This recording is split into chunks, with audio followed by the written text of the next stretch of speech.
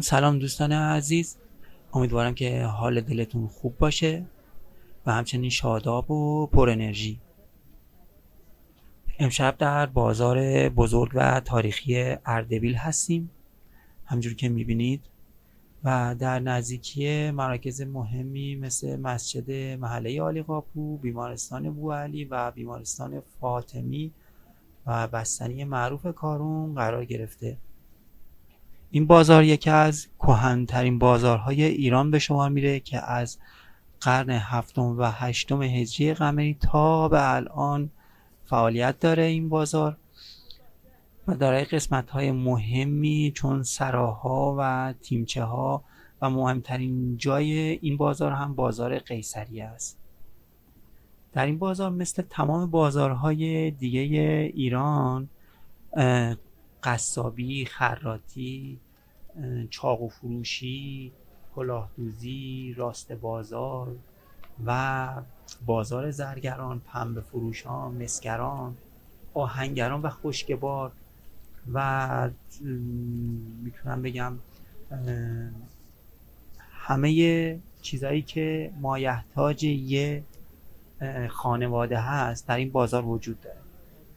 فرم و شکل این بازارچه هم مثل تمام بازارچه های قدیمی ایران حالت تاقچه بازاری داره و سرپوشیده است.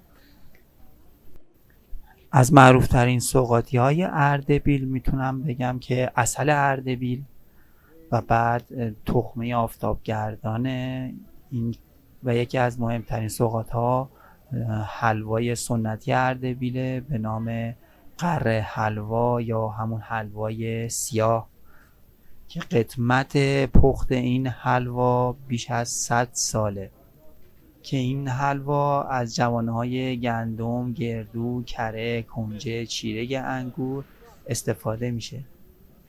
یکی دیگه از سوغاتی‌های اردبیل نان فطیر اردبیله. این نون هم از آرد، ماست، کره یا روغن مایه، زنجبیل، تخم مرغ و خمیر مایه و نمک و شکر تشکیل شده. یه سری صنایع دستی هم دارن مثل جاجین بافی و گلیم بافی که میتونید گلیم‌های خوبی تو این بازار پیدا کنید.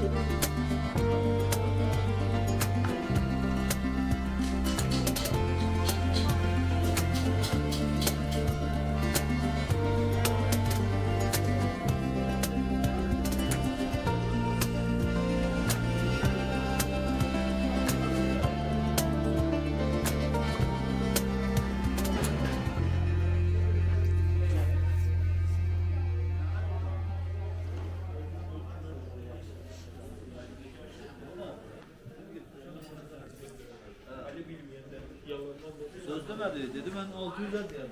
Dedim Allah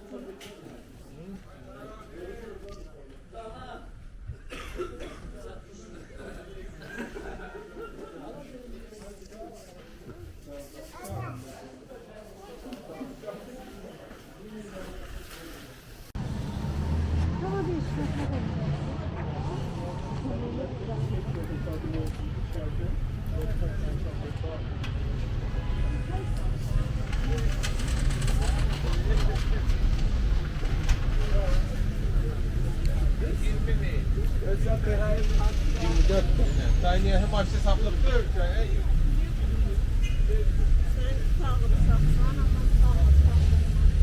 Ondan o sabit bağlan bakaydı. Ben öldüreyim.